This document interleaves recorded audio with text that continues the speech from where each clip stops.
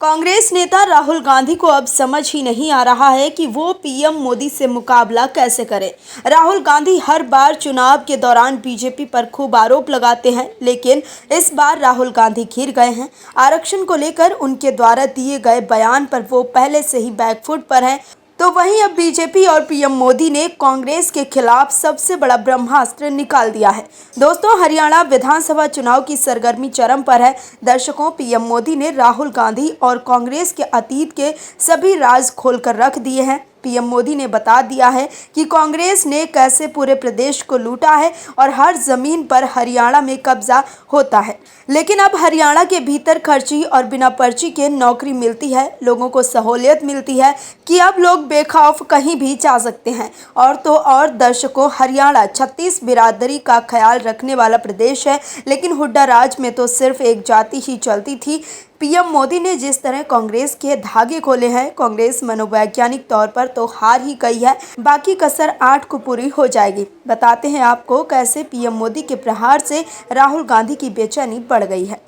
दरअसल हरियाणा विधानसभा चुनाव के प्रचार के दौरान प्रधानमंत्री नरेंद्र मोदी ने एक जनसभा को संबोधित करते हुए कांग्रेस पर जमकर निशाना साधा और कहा कि हरियाणा में कांग्रेस धड़ाम होने जा रही है, जैसे वो मध्य प्रदेश और राजस्थान में धड़ाम हुए थे। कांग्रेस के भीतर आपस में कलह मची हुई है। पीएम मोदी ने कहा कि कांग्रेस दलितों की विरोधी है, लेकिन अब दलित कांग्रेस का मोहरा नहीं बनेंगे। कांग्रेस की राजनीति झूठे दावों पर चलती है, जबकि बीजेपी की राजनीति परिणामों और जनता के जीवन में बदलाव लाती है। वहीं कांग्रेस में जारी कलह को लेकर भी पीएम मोदी ने कांग्रेस पर निशाना साधा। पीएम नरेंद्र मोदी ने कहा कि कांग्रेस को ठगी की लत लग गई है, उसके राज में दलाल और दामाद मालामाल हुए हैं।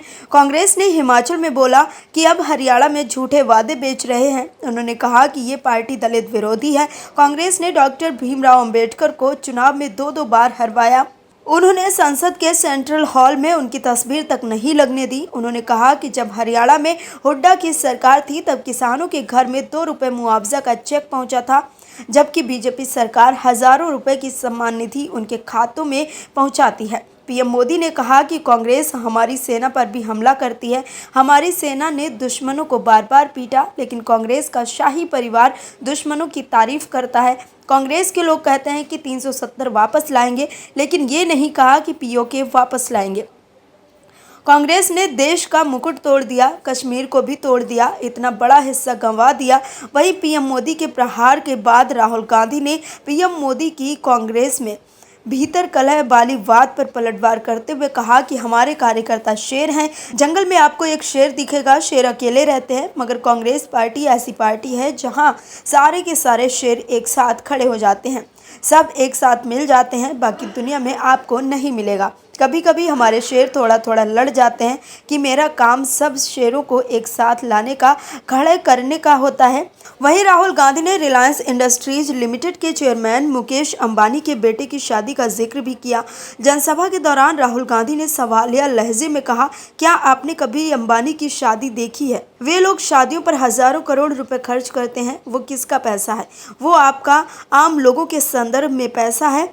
दर्शकों, राहुल गांधी बीजेपी और मोदी सरकार को किसी मुद्दे पर घेर नहीं पा रहे हैं, तो वो इधर उधर की बातें करते हैं। हर चुनाव में वो अडानी और अंबानी को लेकर आते हैं, लेकिन जब उनकी पार्टी सत्ता में आती है तो वो भी अडानी के साथ डील करते हैं।